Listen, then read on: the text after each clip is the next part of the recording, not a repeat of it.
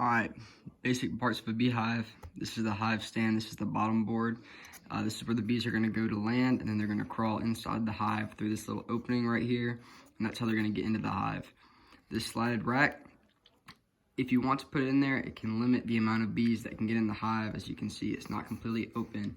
The other alternative would just be to put this straight onto the bottom board and then it's completely open. But let's say if there's other bees trying to rob or some other insects trying to get inside the hive, you can put this slided rack in there and it will limit the amount of bees that can get in and out, and thus make it easier for them to defend the hive.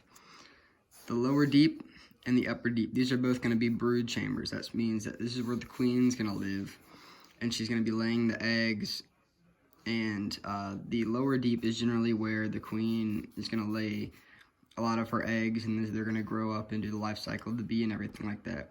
The upper deep is where they're going to keep the bees' food. So the food that they're actually going to eat, the pollen, the nectar, the honey that they gather, that they're going to eat, they're going to keep up in here. So that way that when the nurse bees need to feed the bottom larvae here, they can go up here, grab the food, come back down here, feed the bees, back and forth.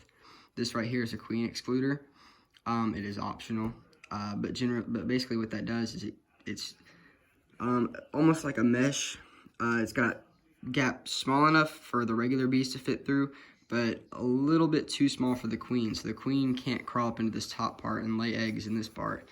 And this part right here is going to be the honey super. So supers are any other boxes and frames that we put on top that will that are made specifically for the bees to put honey in. So it makes it easier for when it's time to harvest the honey. I know that the honey is going to be in this one right here, and none of these. And there might be honey in here, but this one's going to be mixed with pollen and other stuff, versus this one's going to be pure honey. The inner cover, you can put that on there. It has a little slot in case I want to put some sort of feeding device in there and feed the bees. Let's say that they didn't make enough honey for the winter, or I'm harvesting their honey, or they might be like a struggling colony, they might be weak, so I might want to put some extra food in there that I make for them to have quick access to. And the outer cover, this is just going to protect it from the elements, anything else getting inside the hive.